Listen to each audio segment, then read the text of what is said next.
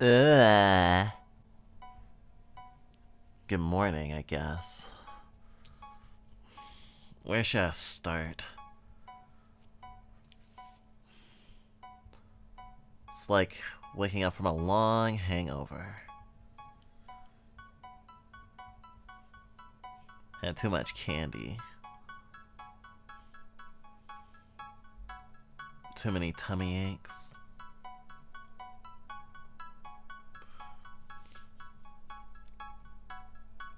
I need to stop being afraid of making bad art. We haven't been doing stuff on this channel because we're so afraid of making bad art, of having it be criticized in a way that hurts our feelings, and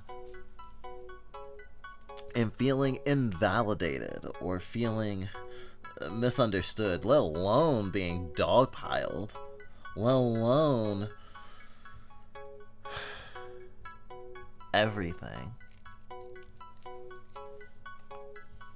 I'm clutching my soul gem tight, and we're doing another fluff vlog.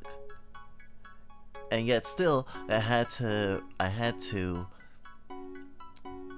commit to a certain amount of production value, even though to some people this will still look questionable at best. But for others, they'll go, damn, this is pretty cool. In the present day, in the present time, you can't be afraid to be cringe, honestly. But I've sort of been shaken from my reluctance to post, from our reluctance to post on here, on this channel specifically, because we haven't gone away. We've been doing stuff. But the channel we should be most proud of, the one that we should be spearheading, we've struggled in the past, we've talked about struggling in the past, with perfectionism and parasociality. And yet, we only reached our breaking point to come back in any capacity, even though mulling over we wanted to do it for a while and just kept being super fastidious about how we did it and wanted to, you know, come back with like this long, amazing scripted video, and then one too many feelings of being reminded of why bad art is important, or why art that isn't afraid to be bad is so good. And that the same sort of perfectionism and nitpicking that like Cinema Sins or a random film snob might engage with is like internally like one of the worst things for being an artist. Like nitpicking yourself for using tropes or for being cringe, being afraid that you won't be understood, being afraid that people will think you're too weird or will disregard your entire point because you're a furry, or disregard your entire point because your model has a diaper on it. In 2025, I don't think we can really afford that amount of fragility anymore.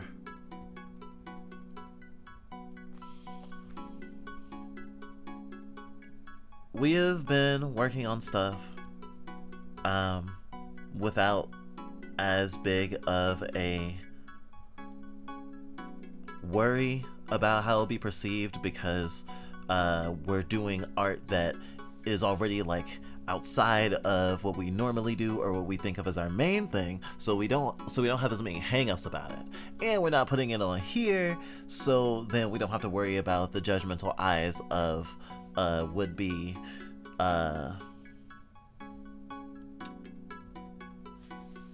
perusers of video essays just to clown on them, I suppose.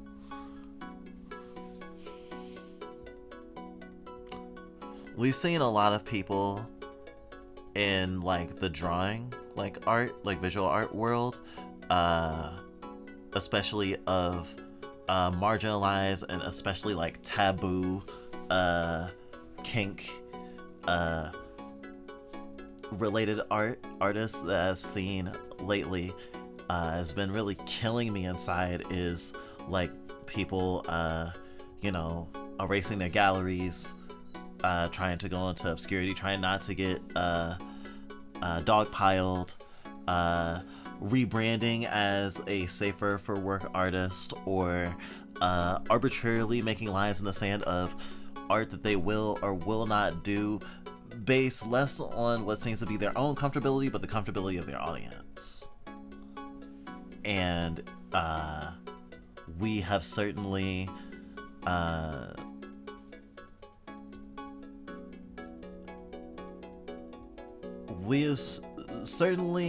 limited ourselves in what we do or what we've covered, or even games we play in streaming, because of how we feel we will be perceived. And we've been doing better at that, I guess, but still doing it in a stream is a little bit different than putting on what is supposed to be our largest platform, and where the most eyes are supposed to be on us. We've been so afraid about being visible.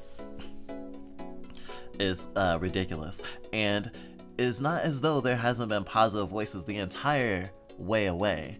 I'm sure someone will watch this video, right? And so like to have any audience at all is really kind of awesome. Although YouTube analytics would have me believe that most people only get 2% through a video and actually get bored of it within a couple of minutes. So, who knows, really? But seeing people that we consider better than us at any sort of art shortchange their art, or think of themselves as lesser, hurts as we try to stick it out in other sorts of stuff. We've been drawing. We tried to start a podcast we're still struggling with because we have anxiety about video editing too because of all this, of course. Which has also made making videos a lot harder, and of course the same focus and shit, and we always complain about not having ADHD meds and shit, but when it comes down to it, we certainly have a lot more imposter syndrome than is manageable a lot of the time. So it'll be interesting if I actually edit this or I just throw it on just as is. So we'll see how that goes actually as well. There's a sort of vengeful confidence that we have right now, seeing like perverted artists and artists that are willing to tackle like interesting taboo working. They're getting their art chastised, getting their personhood chastised, saying that they endorse things that they definitely do not, and just a general attitude of suppression and puritanism online, even in spaces that are supposedly populated by freaks and perverts, as well as the overall societal bend towards extreme fascism and repression, and the attempted eradication of queer people, supportive marginalized people in general, a seeming sense that weird shit will be less and less tolerated.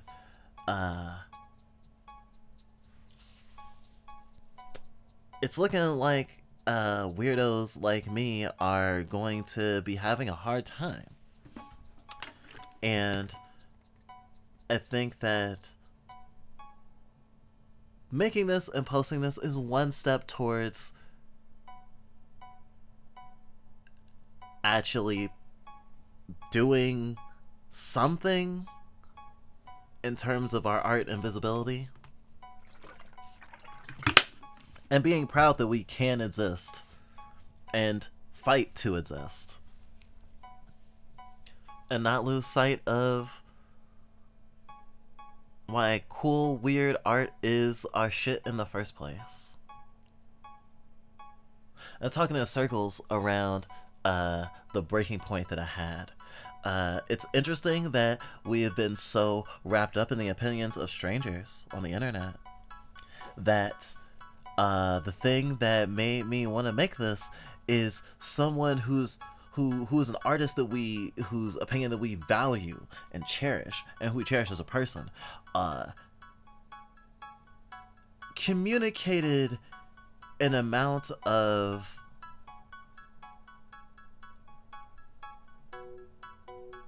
being unamused and seeing very little redeeming qualities in some amateur art that we were championing. Not something that we made, but something that inspired us, or that inspires us, and, you know, reminds us of, you know, sometimes it's cool to make a thing even if it's bad or not super well executed. And it was, I had a little BPD crisis about it, but I processed it, but I still came to a conclusion about shitty art, or art made by people with less access to, maybe not even less access to, just executing things less well. I certainly have a certain amount of projection, because, oh boy, being a YouTuber, for me, and for a lot of people, self-admittedly, has been a sort of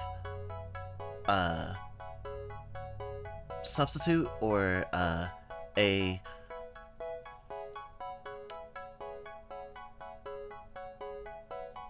relative scrounging up of the dream that one might have of being a filmmaker. I mean, a lot of people take their energy of wanting to have been a filmmaker and not having worked out into another field.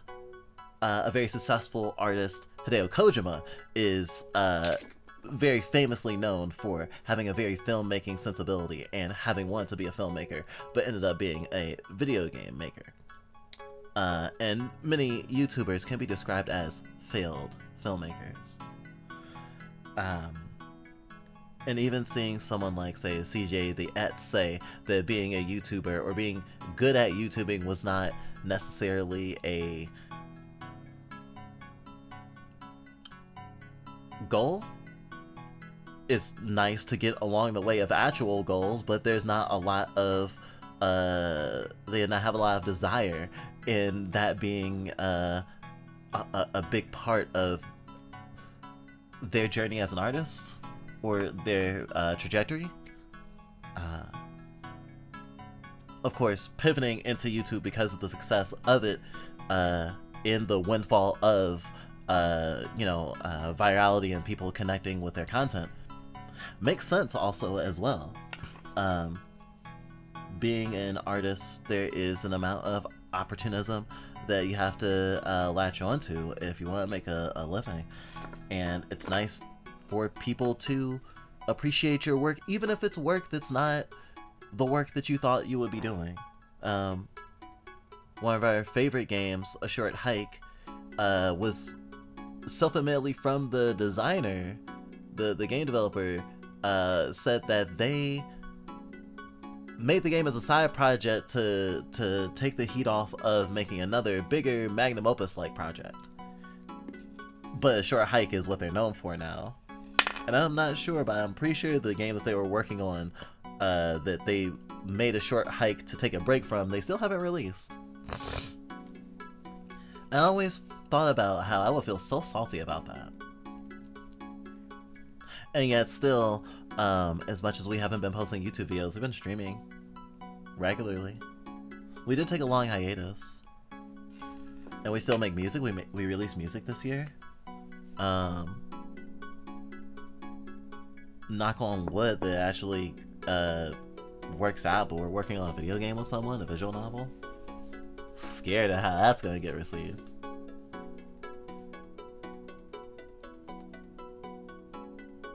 I don't know when I made myself disappear that slowly.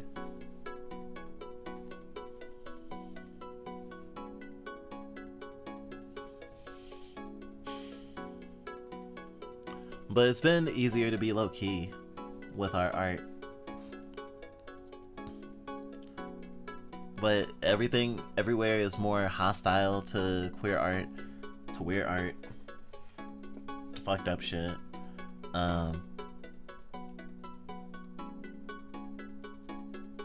We use Blue Sky now. We still have Twitter accounts, so we need to delete them. Been dragging our feet on making notes of all our contacts before we do. Still not satisfied with Blue Sky. Co-host went down, obviously. Hate that that happened. Co-host was the dream. On Tumblr, but not really committed to it yet. Not yet. Still need to build a website. Everyone's like, old internet style. Make a NeoCities. And we have a domain, we just haven't put anything on it yet. We actually need to do the tutorial and build the website and, you know, put in that work. And that's just for the framework of making ourselves more visible and more accessible and having a lot more control over our own presence online instead of being reliant on social media platforms, which we really don't want to do. All your favorite cool, especially indie artists, have their own fucking websites. Toby Fox has a cool website. It shows him building like a TV or something. Toby Fox does things other than make Deltarune and Undertale. Did you know that? Sorry, and music. He's also known for making music. And even me evoking an avant-garde auteur is sure to make me seem even more pretentious. I mean, by nature of my whole entire existence right now.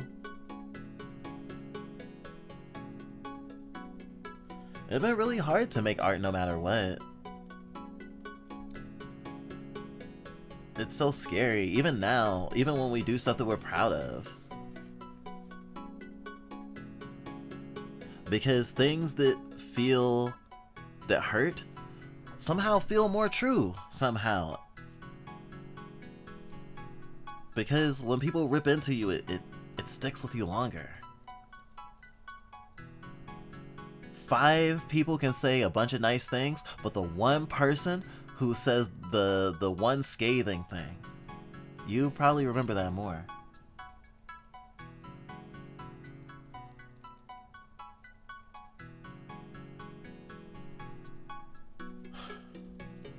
I'm not necessarily trying to work on thickening my skin, but perseverance. Knock down, get back up. Just keep getting back up. That's what it is in the end. But I also been thinking about if we are supposed to be able to do stuff. I mean, there are plenty of artists that are self-taught, but that artist that we sincerely care about, who ripped into that art that we also sincerely care about, highlighted in a propensity of people who do not have technical skill in a thing but have a lot of passion to ultimately not do too well in their ultimate execution, no matter how much you care about a project. if you don't have the technical skill, it'll still end up bad. Something to that effect. And the funny thing is, especially knowing that our art and ourself is held in higher regard than the thing that we showed, it's funny of just the nature of us projecting on it. But also recognizing that perceived quality is gonna be a moving target from person to person. I mean, that's also why we don't like the averaging that the YouTube gods do to tell me, you know, viewer retention in the way that it does, that leads me to think that no one finishes a video and that most people click off. Not engaging enough. You don't talk quickly enough. Not enough visuals. Not enough editing? Hard to know. There's other metrics. But getting caught up in those metrics is sure to give anxiety. As you probably know at this point. As a YouTube viewer. Of small creators. Which you are. Gosh. Plus the infinite growth of capitalism thing. The infinite growth of the capitalism thing also got me fucked up. Because if we're not constantly gaining subscriber, then we're also failing. Just staying stagnant in our followers as we have been has felt like a failure. Just by nature of you're supposed to be growing. But growth is not linear, or at least that's what I'm led to believe. And there are a lot of people who basically did outsider art and just never grew past that initial spurt. I'm thinking of the guy who made Shenmue. Super Eye Patch Wolf is a big fan of Shenmue and has a video about Shenmue 3 in which he tears down Shenmue 3 incredibly so, but in the context of the industry moving on from and advancing from the point that Shenmue set, since it was disrupted from an outsider artist, someone who wasn't a game dev, who wasn't into game devery at the time, and making things verisimilitudinous. The closest game to what Shenmue used to do is what the Yakuza series now does, and other games just do it better and have thought about those mechanics and iterated on them. And when the creator came back for Shenmue 3, they did not take those into consideration and basically pick back up where they last were at. And in that context, Shenmue 3 could be seen as a failure in a lot of regards, especially in a sort of grindy nature and just a really frustrating gameplay loop, especially for a modern audience. And it's interesting to think about someone who did well initially, you know, kind of like a gifted kid or something. Did well initially on just a natural propensity or luck, or just you had a good idea, or you executed that well actually, despite your lack of technical knowledge, and you don't do anything with that. And we certainly don't want to say that something is beyond criticism ever. And there's stuff that we like that we recognize other people really don't like. And yet, we still get insulted when stuff that we have a lot of emotion invested in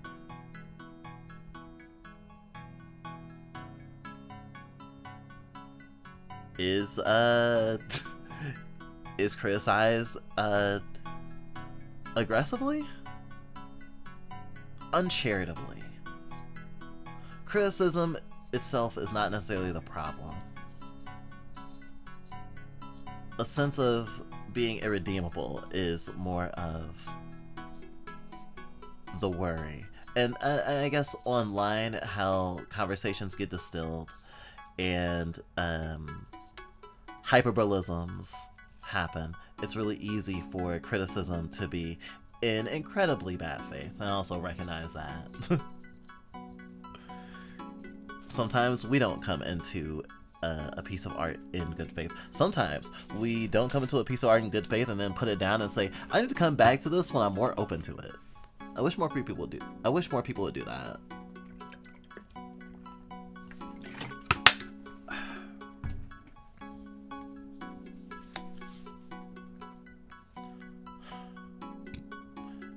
So, that precious artist is right in some regards. But in a vacuum, looking at some work that someone did that doesn't hit the mark, I think it can be a learning experience. I've always liked engaging with art in a way of trying to take something from it. I try to understand the intentions, but also try to read it. Obviously, everyone has their own interpretations of works, but if you come into a piece of art with a strong enough disposition against it, nothing it can do will save it. No amount of improving will ingratiate to you as well. Sometimes we're just locked out of accessing certain works. And that's just the way things are. The lack of technical training is always seen as this quirky thing for a successful artist, I feel. It's like they did this even though they didn't have this. And some artists just have to make their way. And working with what you got, even if it's not a lot, this is a lot more than doing nothing. And I guess it doesn't say a lot positively to just say, at least the art exists, but I'm starting to feel that way a lot now, actually. I keep stemming with chains. And my own knuckles.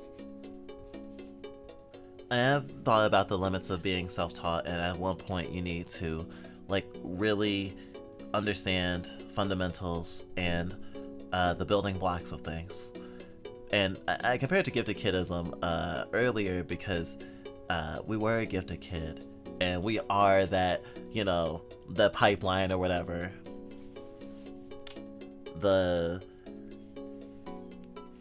You could have been great, but you're actually just a diaper huffing baby for now, sort of thing.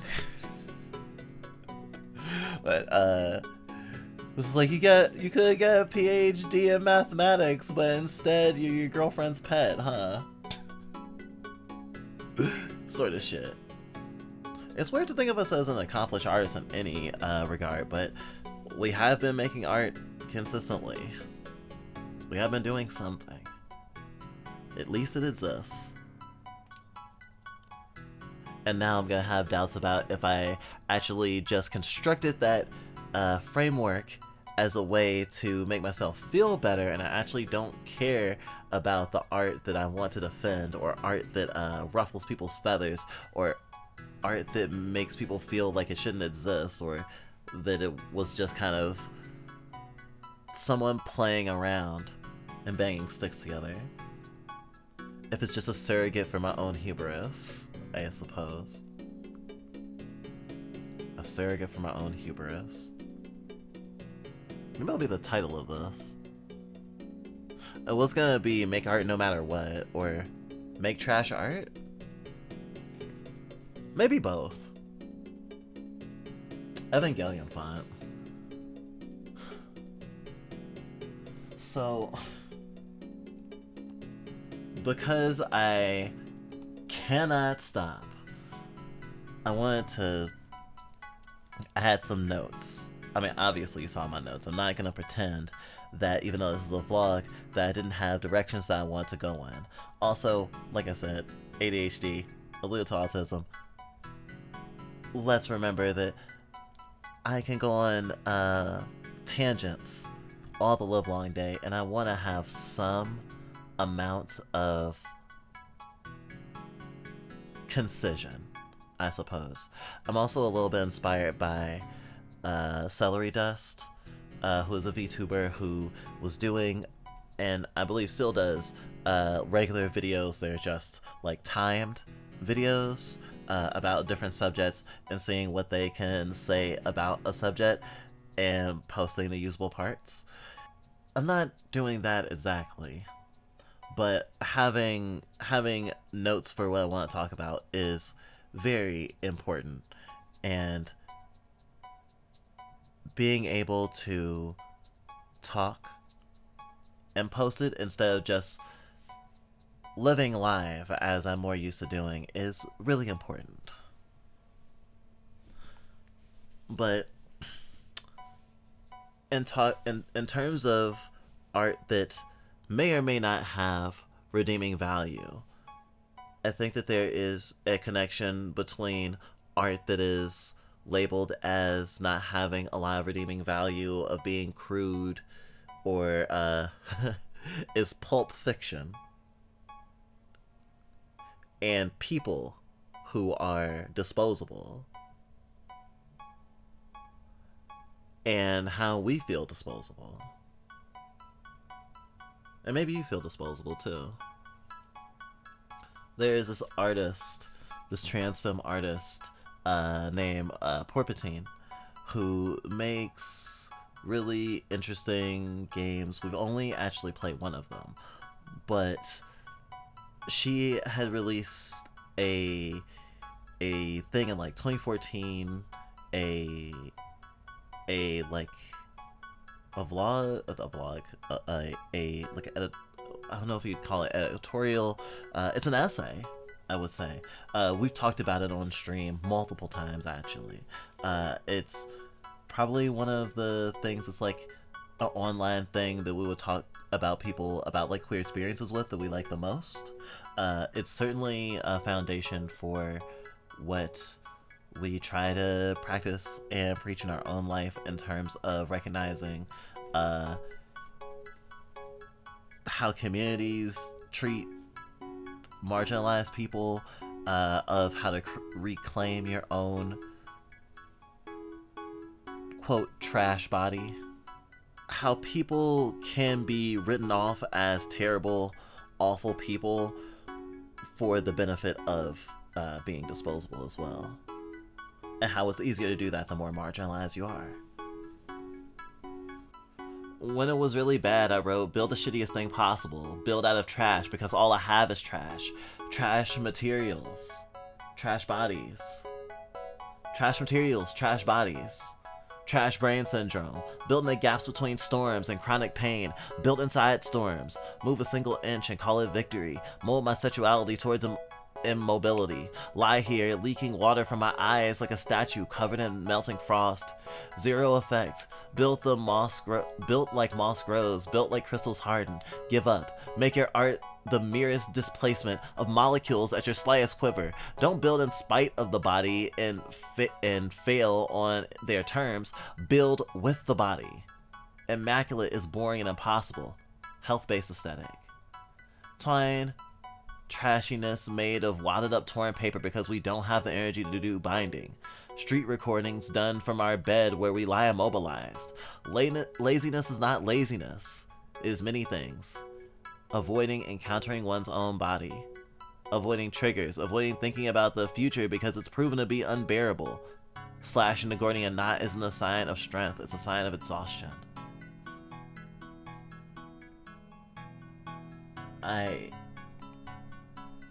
Wow.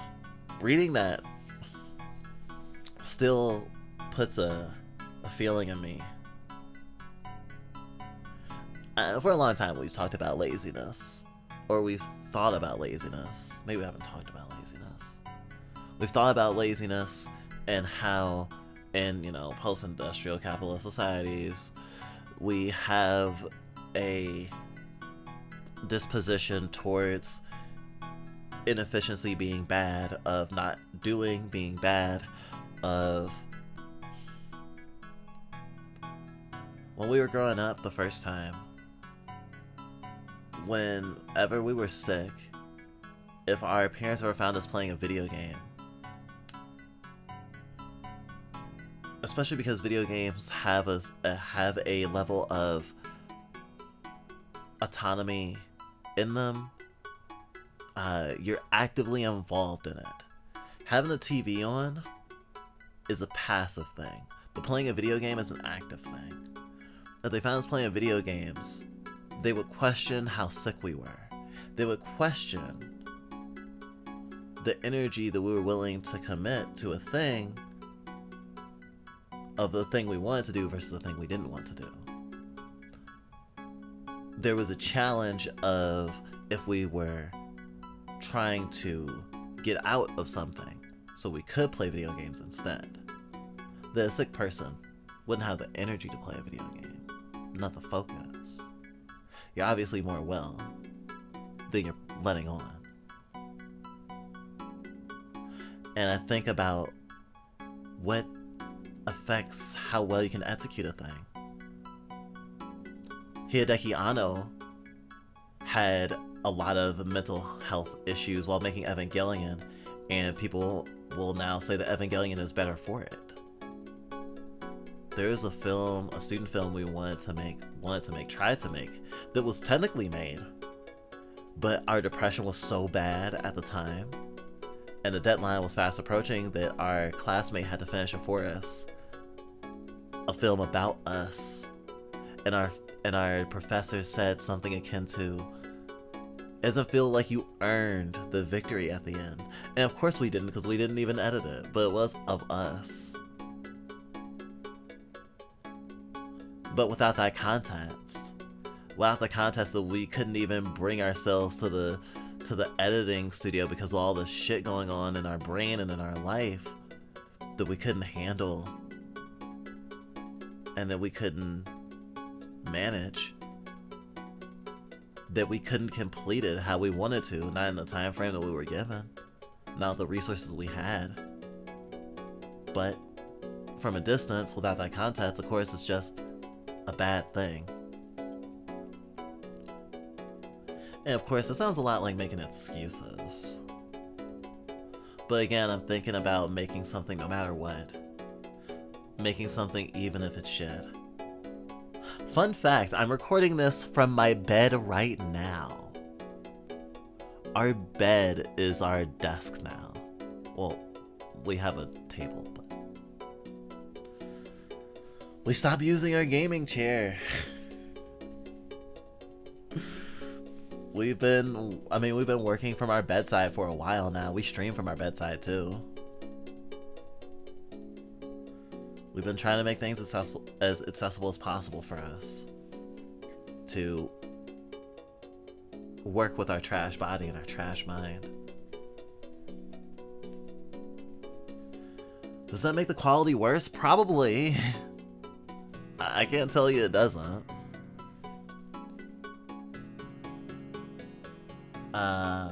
Porpentine also said, "This is about disposability from a trans feminine perspective through the lens of an artistic career. It's about being human trash."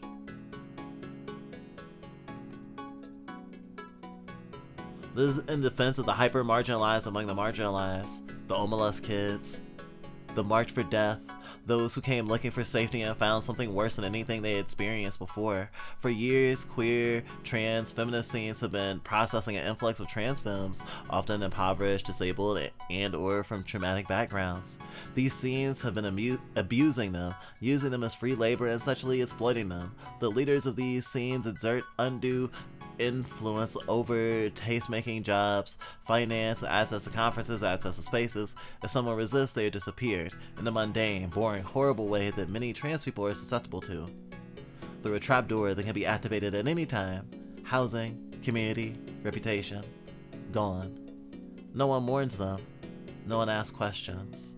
Everyone agrees that they must have been crazy and problematic, and that's why they were gone. I was one of these people.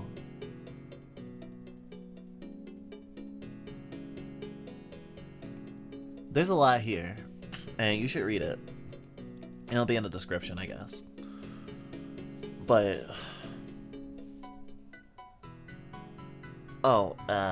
this text, this thing that I've been reciting like a Bible verse. It's called Hot Allostatic Load, actually, this essay. From 2015, actually.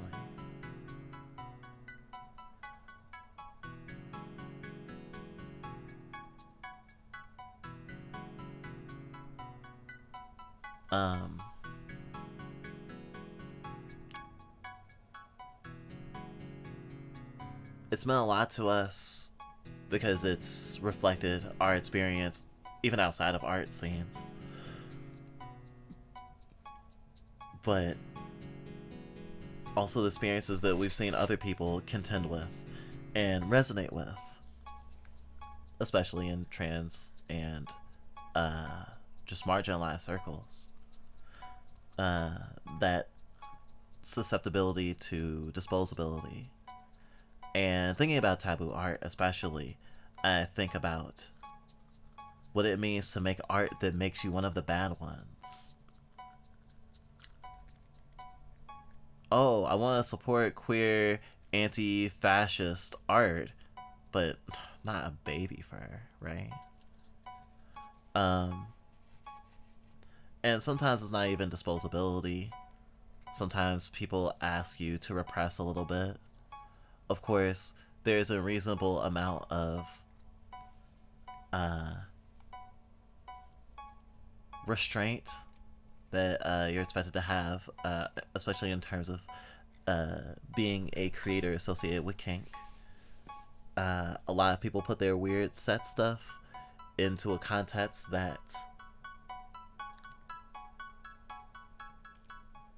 is overbearing, I guess. I mean, it can definitely be leveraged as a reason for abuse, or at the very least, unsolicited. I guess it'd be like unconsensual RP, which any furries watching will probably know a lot about, actually. Having to contend with someone trying to sort of slot kink into something that you feel it does not belong in, or at the very least pretend it is innocuous when it is not. Although I don't think that baby fur is innocuous. I just think it's awesome. I'm allowed to think that, I think. But I also don't think that this this connection between the disposability of marginalized people and the propensity of marginalized people to maybe make art that is automatically deemed as offensive because of the context in which it is created and the subject matter that it covers, even, let alone how it is executed. I don't think that art made by marginalized people is inherently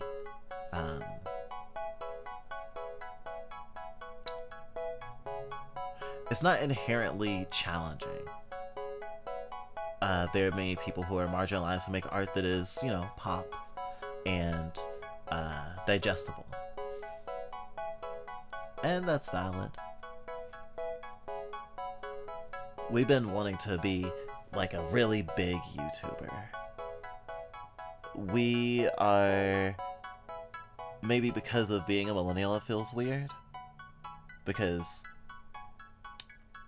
we're just on the edge of the type of being born a certain year that would indicate that a person is more likely to have wanted to be a famous person in a non-internet context than an internet context. But here we are.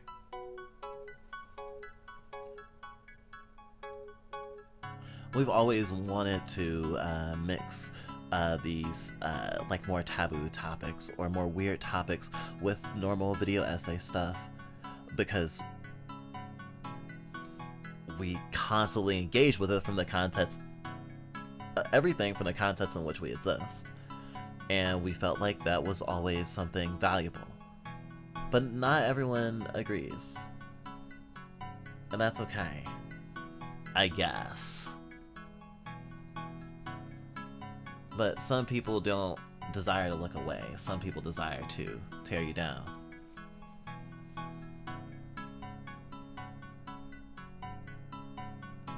I don't like being torn down. We gotta keep getting up. Although I don't want to just glaze Porpentine for the pain that was the pain that is associated with creating that essay, and just the existence of I experienced this bad thing and I learned from it, so here's a thing that you can learn from it. She also makes a lot of cool art. Before we ever knew about that essay, there's this thing, Sticky Zeitgeist, something that I can't show you all of because it is it literally has trigger warning fucked up shit. Like I'm not, it's not for YouTube. It's actually something we probably, if we ever streamed, we'd do like a Picardo or something. But very cool stuff.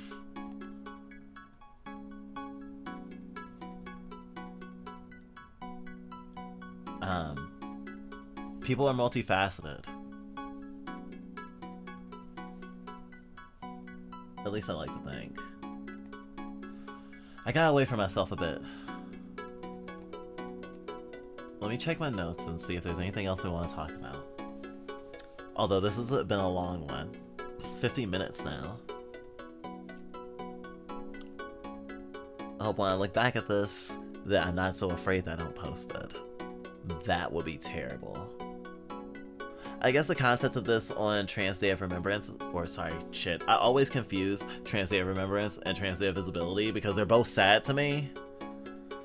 Visibility is not sad in and of itself, but it's sad because Trans Day of Visibility is not Trans Day of Support, is not Trans Day of Pride, is not Trans Day of love, it's not Trans Day of Vengeance, it's not Trans Day of Reclaiming, it's not Trans Day of getting our rights back. Visibility, we have so much visibility now. We have more visibility than we know what to do with.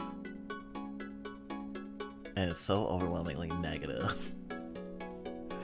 I was gonna talk about this. I was spurred to make this before I realized it was Trans Day of Visibility. And then with that context, talking about being a disposable artist, being a disposable person, well, being an Omelas kid? I mean, I'm right fucking here. Right fucking here. Oh, right. The taboo art hate renaissance. It's literally what I wrote here. There's so much Puritanism. There's a lot of Puritanism that's from a protective perspective. We had a stream this year where someone was talking about how stuff like Made in Abyss and Seventh, I was reincarnated as a Seventh Prince so I can work on my magical ability would have been so good if they just didn't have the Lolly Show shit. And like it's so weird. It's like the meme, the WoW. It's like do I have that? I didn't think I was gonna show something we drew today. I didn't think I was gonna show something we drew today, but don't make fun of me. Actually, do make fun of me in the comments. Make fun of me, and I know you got this far. And I know you love me if you make fun of my braces. Not that I'm being weird and innocuous. I just really like braces. Although, no, I'm not being weird and innocuous. I directly love braces. I want braces are so cringe that they break the cringe time-space continuum and they become actually based. Get you a girl with braces is what I'm telling you.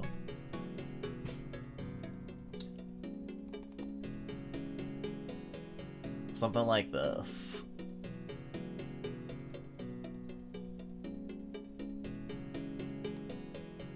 Wow, I can't read that for shit.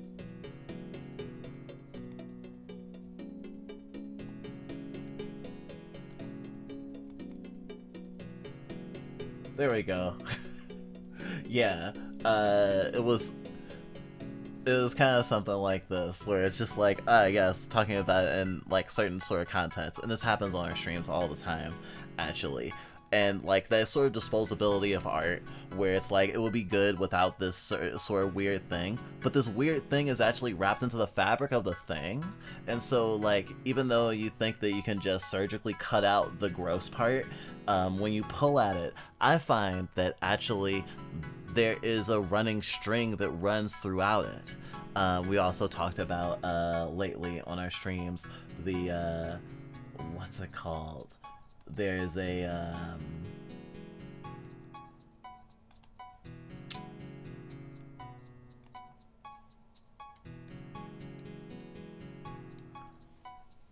there's like a there's an obscenity law in Texas right now, like Senate Bill 21 or Senate Bill 20 or something, that's going to make a lot of stuff basically like obscene and like illegal to have. And a lot of the anime community is worried, and it's like, oh, anime has all these weird things, and when they say weird things, they're talking about like, you know, Teenage Bulma flashing Master Roshi, among other things. And they're like, oh no, this is gonna be obscene, because of more protect the children rhetoric, you know?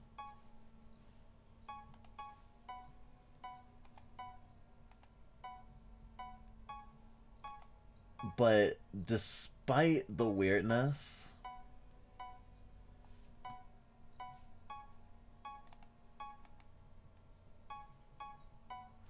that always feels when we have those conversations of like something being obscene or being weird or gross, especially in the not laws being passed sort of way, but in that just like the moral decency of like someone talking online and saying that one thing or the other is like not okay. On that stream, we ended up having going on with that conversation with that person and talking about like, you know, pro fiction stuff, obviously, and the sense of like how that art exists in the context of people who, you know, these conversations happen all the time, obviously, of people processing, you know, their trauma through it, and, you know, exploring things that you shouldn't be doing in like in real life, and about like the concept of like a lot of art is made from a place of pushing boundaries and playing with these weird, sometimes flecked up things. It eventually came up that there was a fear of being judged, a fear of, if not complying with what is generally seen as the decent thing, that they'll be lumped in with the bad people, and so it perpetuates itself. At least we saw in that glimpse of someone who was willing to, you know, meet someone where they were at and have that conversation without completely going into, you know, insulting moral character.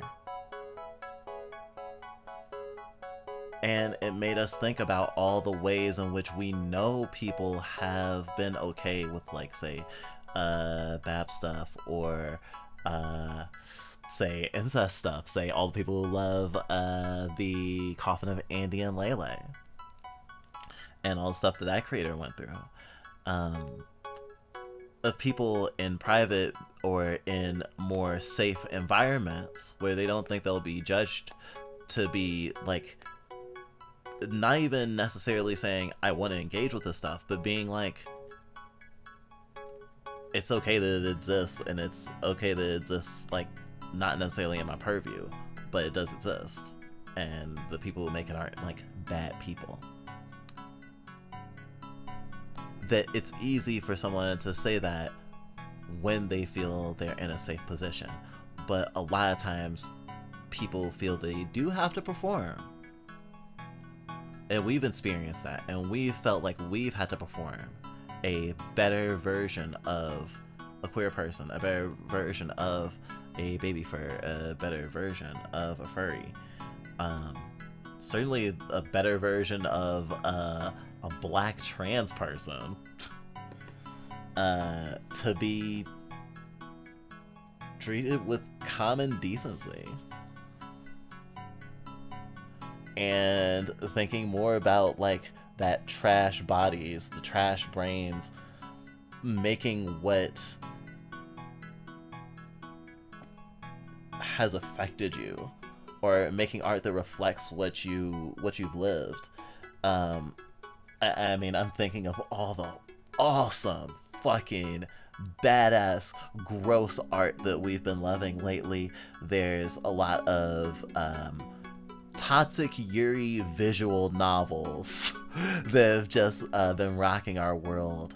On one of our other alt channels, it's not our main alt VOD channel, we have a series of Yuri Let's Plays of some games from a Yuri game jam that are all like have to do with these complicated or toxic dynamics in some way, and they're so good, and they're rich with like character and like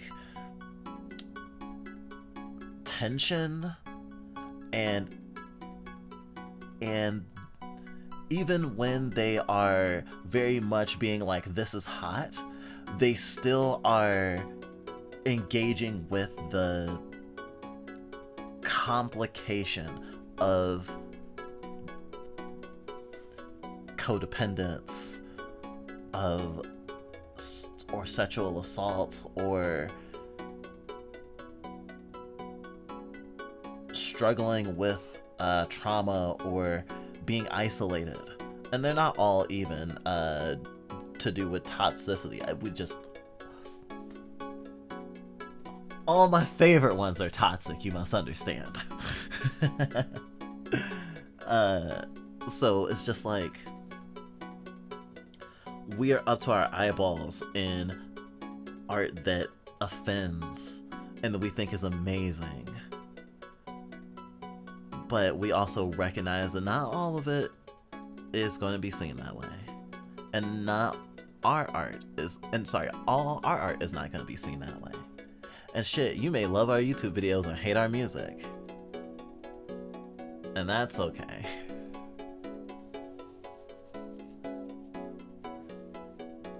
Also, it's funny that it said it's weird that I didn't think about if I was gonna show art that we made, when literally this PNG I drew.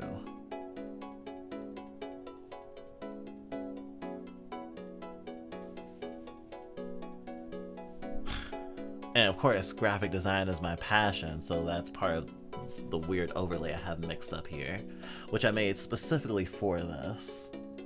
We'll probably end up reusing it in the future, because as an artist, if you don't reuse your assets, then you're just gonna be making way more work for yourself in the future.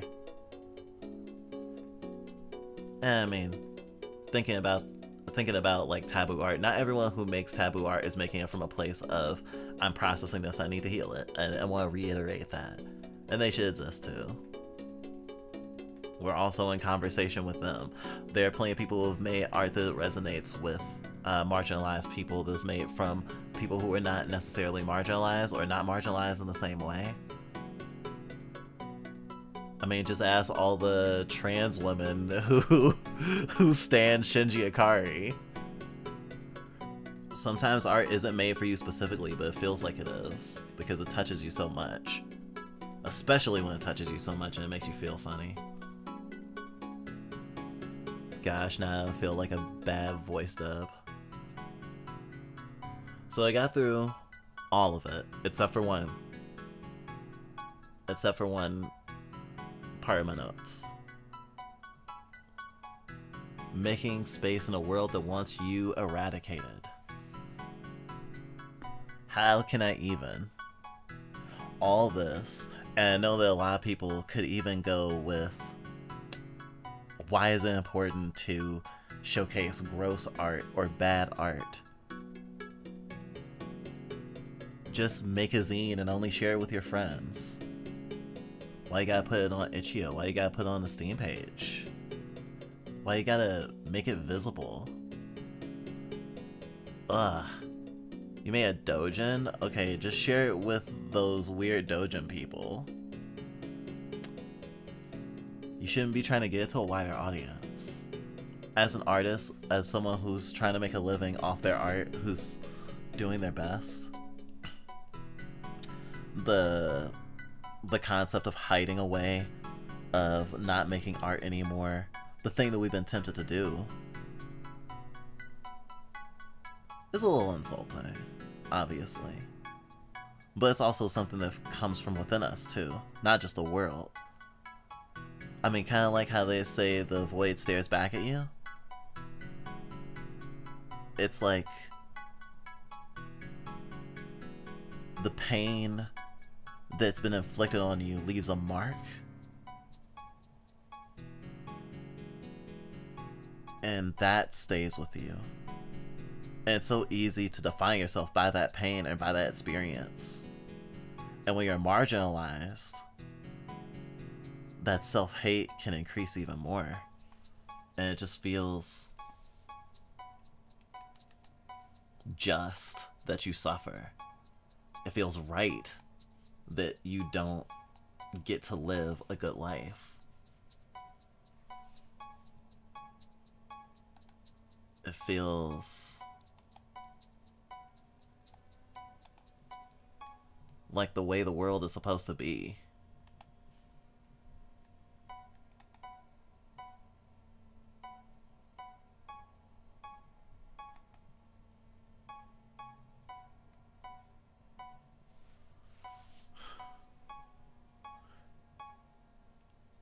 It's hard to say that art will keep us alive, other than the sense that we make money from like Ko-fi or whatever. We have a subscribe star that's basically in stasis because you need to make a certain amount of money on it to actually get it to get payouts, kind of like Twitch.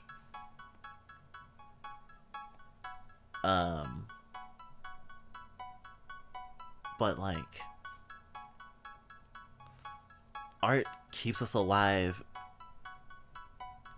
because it's expression, and wanting your art to be seen just makes sense. And there's fewer and fewer places for it, like I said. Social media is more and more also looking into self-interest so much that it doesn't want to risk. You can't risk upsetting advertisers. Has to be sterile. In the same way that being on social media can railroad you into sterilizing your own presence, your own work, your own existence. Like we have. And like you probably have. Eradication is happening on all these levels. I mentioned this in a bill in Texas. But there's also like one that is about like not allowing furry behavior in schools. And not being allowed to express yourself is a real fear right now. It's not far-fetched to worry about.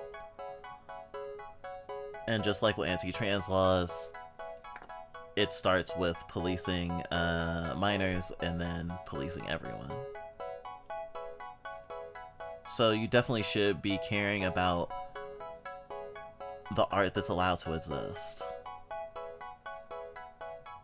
That being said, the impetus of this video, the bad reaction I had to seeing art being criticized that I saw value in, but from someone whose art critique I value. I'm not trying to link that attitude necessarily with seeing something as obscene, but seeing something as unskilled, seeing something as being done only from the tenacity of passion and not with any actual leg to stand on from any other perspective, is something that is a hold in parallel. Because they can be pillars for other frameworks.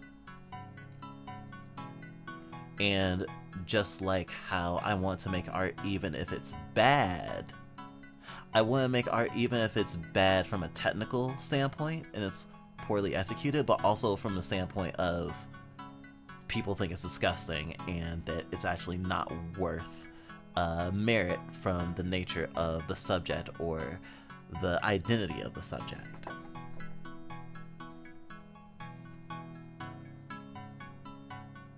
So it's more a perspective that reinforces itself, if anything.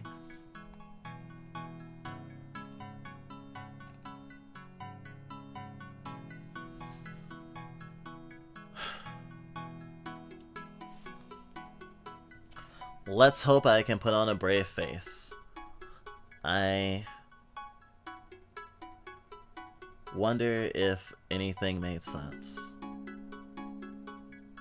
But I won't worry too much about it.